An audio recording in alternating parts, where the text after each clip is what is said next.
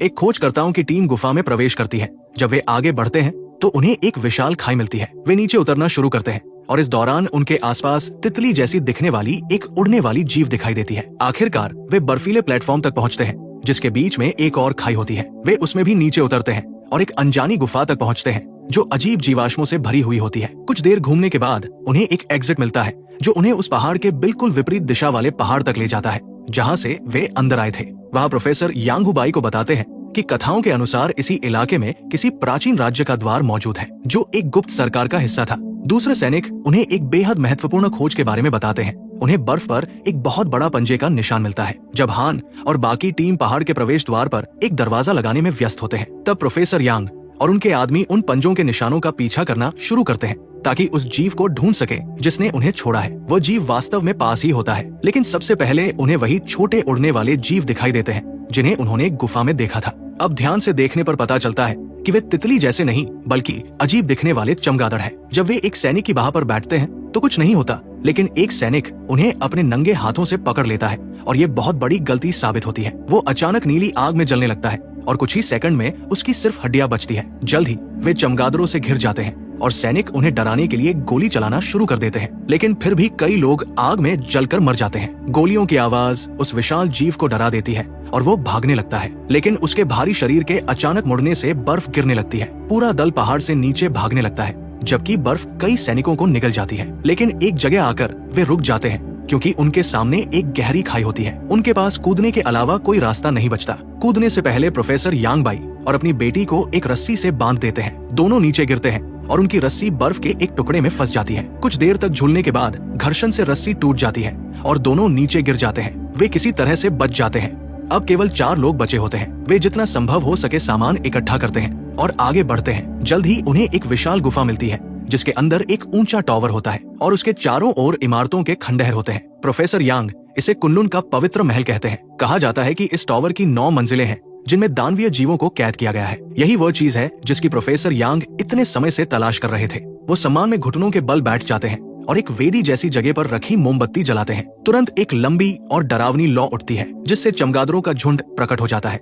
और पूरा टावर लाल रोशनी से घिर जाता है। प्रोफेसर यांग को विश्वास होता है कि हुबाई और उनकी बेटी ही इस टावर का दरवाजा खोल सकते हैं, इसलिए वो उन्हें आगे भेजते हैं। जब दोनों हाथों में हाथ डालकर आगे बढ़ते हैं तो प्रोफेसर की बात सच साबित होती है। दरवाजा खुलने लगता है और चमकने लगता है। टावर के ऊपर एक रोशनी दिखाई देती है जो अनगिनत आत्माओं को बुलाती है और पूरा कमरा उनसे भर जाता है। लेकिन तभी कांग सन मोमबत्ती बुझा देता है क्योंकि उसे शैतान के द्वार खोलने का विचार पसंद नहीं आता। गुफा टूटने लगती है, इसलिए समूह जल्दी से वहाँ से भागता है इससे पहले कि पत्थर या चमगादड़ उन्हें पकड़ ले। कांग सन खुद को बलिदान कर देता है और पीछे रुककर चमगादड़ों का ध्यान अपनी ओर खींचता है। नीली आग में जलकर उसकी मौत हो जाती है और उसके शरीर के फटने से कई चमगादड़ भी मर जाते हैं, लेकिन अभी भी बहुत सारे चमगादड़ बचे होते हैं और वे बाकी 3 लोगों का पीछा करते हैं। उन्हें एक एग्जिट मिलता है, लेकिन वे ज्यादा दूर नहीं जा पाते। वो रास्ता उन्हें एक ऊंची चट्टान तक ले जाता है जिसके पीछे एक झरना होता है।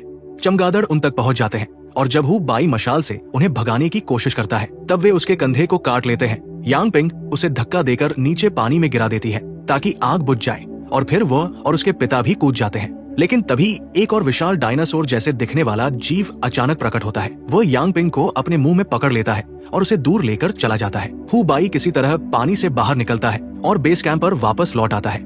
वहाँ उसका इलाज किया जाता है और उसे बताया जाता है कि इस मिशन से वो अकेला ही वहाँ से जिंदा लौटा है, बाकी सब मर चुके हैं। वो इस जिंदगी को छोड़कर घर लौटने का फैसला करता है, लेकिन ट्रेन में सफर करते समय उसे बार बार ऐसा लगता है जैसे कांग सन उसके साथ बैठा हो। जब वो भ्रम गायब हो जाता है तो वो खुद को और भी खाली महसूस करता है। हुबाई गांव के पास एक छोटे रेलवे स्टेशन पर उतरता है जहां उसका नया मालिक मिस्टर वांग उसे लेने आता है। उसे ये नहीं पता होता कि अधिकारी हान और वैज्ञानिक चेन डोंग उसकी तलाश कर रहे हैं। अब साल 1982 है और हुबाई मिस्टर वांग की लाइब्रेरी में काम करना शुरू कर देता है। एक दिन लाइब्रेरी में काम करते समय हुबाई को प्रोफेसर यांग की रिसर्च से जुड़ी एक किताब मिलती है जिसमें दानव टावर की तस्वीर भी होती है। तभी उसे एहसास होता है कि उस टावर को खोलना हमेशा से प्रोफेसर यांग का लक्ष्य था। उन्हें पहले से पता था कि हुबाई और यांग पिंग ही उसे खोल सकते हैं, इसलिए वो हमेशा उन्हें साथ और सुरक्षित रखने की कोशिश करते रहे। इसी बीच खोजकर्ताओं को एक ताबूत मिलता है जिसके अंदर एक जीवित महिला होती है। वो बिल्कुल यांग पिंग जैसी दिखती है, लेकिन खुद को शर्ली कहती है। उसके पास कुछ रहस्यमयी शक्तियां होती है जिन्हें वो नियंत्रित नहीं कर पाती, लेकिन उसे यांग पिंग की कोई याद नहीं होती। इसलिए फिलहाल उसे बंद रखकर निगरानी में रखा जाता है और उसका इलाज किया जाता है। उधर हु बाई को लाइब्रेरी में लगातार प्रोफेसर यांग की किताबें मिलती रहती हैं, जिनके कुछ पन्नों पर खास निशान बने होते हैं। वो इन कथाओं के प्रति जुनूनी हो जाता है और महीनों तक उनका अध्ययन करता रहता है। धीरे धीरे वो इनके पीछे की असली कहानी समझने लगता है। कभी दानवों की दुनिया से आए मानव जैसे जीवों की एक जाति हुआ करती थी, जिनके पूर्वज शनि ग्रह से आए थे। वे दानव और इंसान दोनों की संतान माने जाते थे और वही टॉवर उनकी विरासत था। कहा जाता था कि उस टॉवर की रक्षा करने के लिए संरक्षक मौजूद थे, लेकिन 10,000 साल पहले ये जाति पृथ्वी से गायब हो गई, क्योंकि इंसानों ने आखिरकार दानवों के नियंत्रण से खुद को मुक्त कर लिया था। फिर भी कुछ सवाल ऐसे थे जिनका जवाब हु बाई को नहीं मिल रहा था, जैसे कि वो और यांग पिंग टॉवर क्यों खोल सकते थे, प्रोफेसर उसे खोलना क्यों चाहते थे और उसे ये सारी किताबें भेज कौन रहा था। दूसरी तरफ अधिकारियों को प्रोफेसर यांग एक गुफा के अंदर जीवित मिलते हैं और वे उन्हें अपने साथ ले आते हैं। अधिकारी उन्हें जिंदा देखकर हैरान रह जाते हैं। इसी दौरान पश्चिमी चीन में ऑयल सिटी पर रहस्यमयी विशाल जीव हमला कर देते हैं। वे अपने रास्ते में आने वाली हर चीज को नष्ट कर देते हैं और पीछे सिर्फ खंडहर छोड़ जाते हैं। प्रोफेसर यांग हान से कहते हैं कि ये सब टॉवर खुलने का परिणाम होना चाहिए, इसलिए वो उस इलाके की जांच करने निकल पड़ते हैं। ये घटना मानो हु बाई के कंधे के निशान को भी जगा देती है और जब वो डॉक्टर के पास जाता है तो सिस्टम में उसकी लोकेशन दर्ज हो जाती है, जिससे हान को उसका पता चल जाता है। एक दोपहर उसके कंधे का दर्द इतना बढ़ जाता है कि अचानक उसकी पीठ में आग लग जाती है। इसके साथ ही उसके अंदर शक्तियां भी जागने लगती हैं और लाइब्रेरी का हर सामान हवा में तैरने लगता है।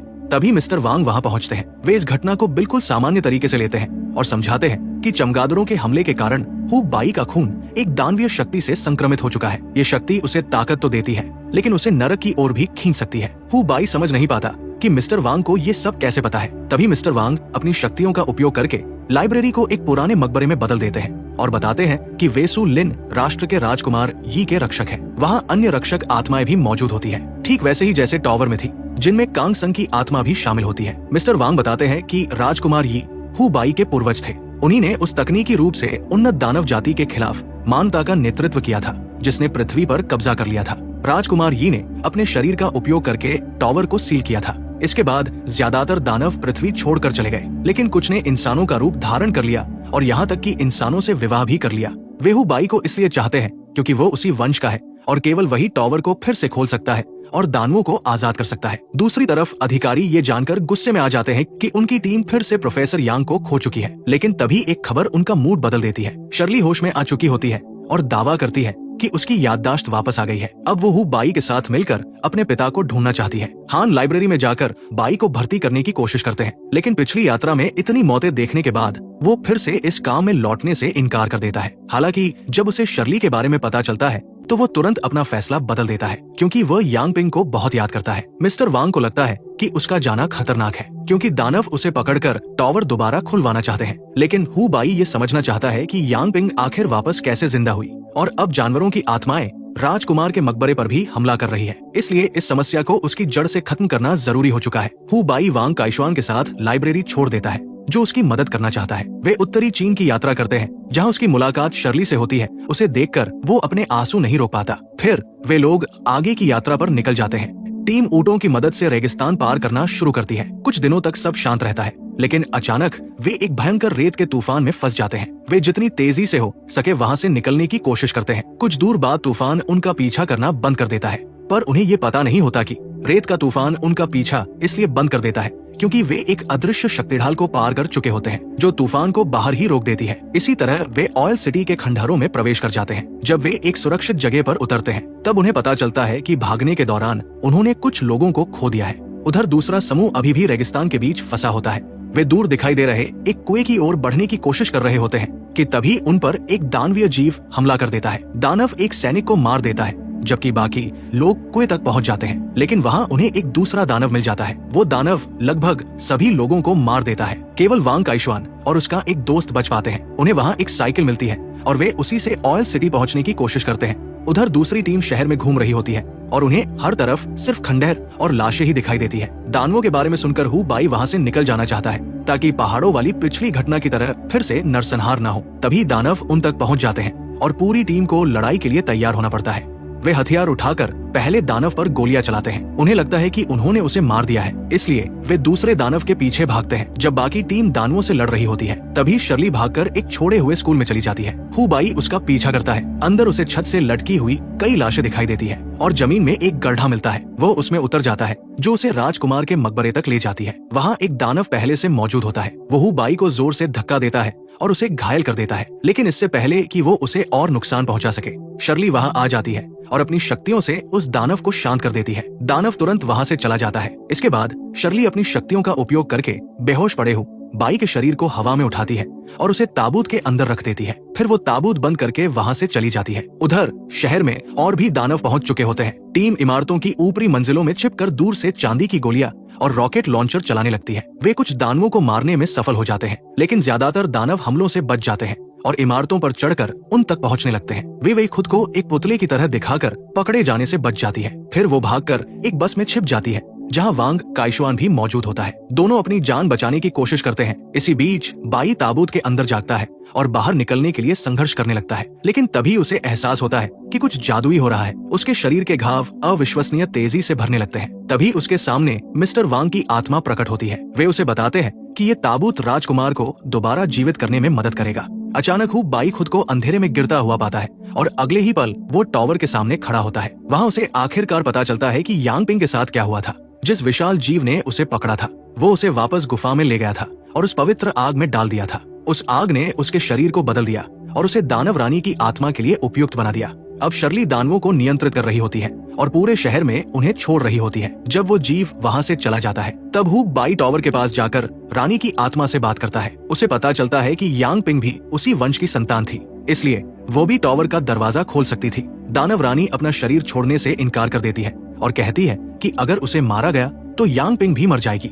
हु बाई कसम खाता है कि वह कोई दूसरा रास्ता ढूंढेगा। रानी को ये बात मजेदार लगती है और वो उसे वापस शहर भेज देती है। जब हु बाई उस दानव को बस पर हमला करते देखता है, तो वो तुरंत गोली चलाकर अपने दोस्तों को बचा लेता है, लेकिन वो चेन डोंग की मदद नहीं कर पाता, जो एक इमारत की छत के किनारे लटका हुआ होता है। दानव लगातार उसके पीछे पड़े रहते हैं, लेकिन शर्ली को हु बाई की जरूरत होती है ताकि वो टॉवर का दरवाजा खुलवा सके। इसलिए वो उसकी रक्षा के लिए बीच में आ जाती है और एक कार उठाकर दानवों की ओर फेंक देती है। लेकिन तभी हु बाई शर्ली की आंखों में देखता है और समझ जाता है कि उसे यांग पिंग कभी वापस नहीं मिलेगी।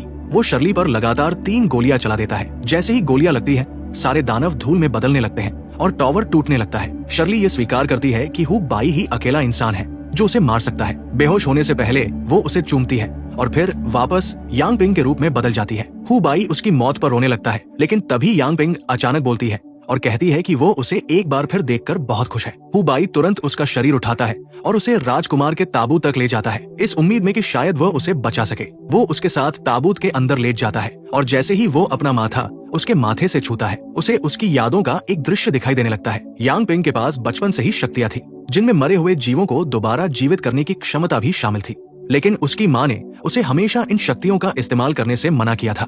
फिर एक दिन उसने अपनी माँ को नीली आग में जलते हुए देखा। तभी उसे समझ आया कि उसकी माँ उन दानवों की वंशज थी जिन्होंने इंसानों का रूप धारण कर लिया था और सामान्य लोगों से विवाह कर लिया था। इसी वजह से प्रोफेसर यांग पूरी जिंदगी उस टॉवर पर रिसर्च करते रहे थे।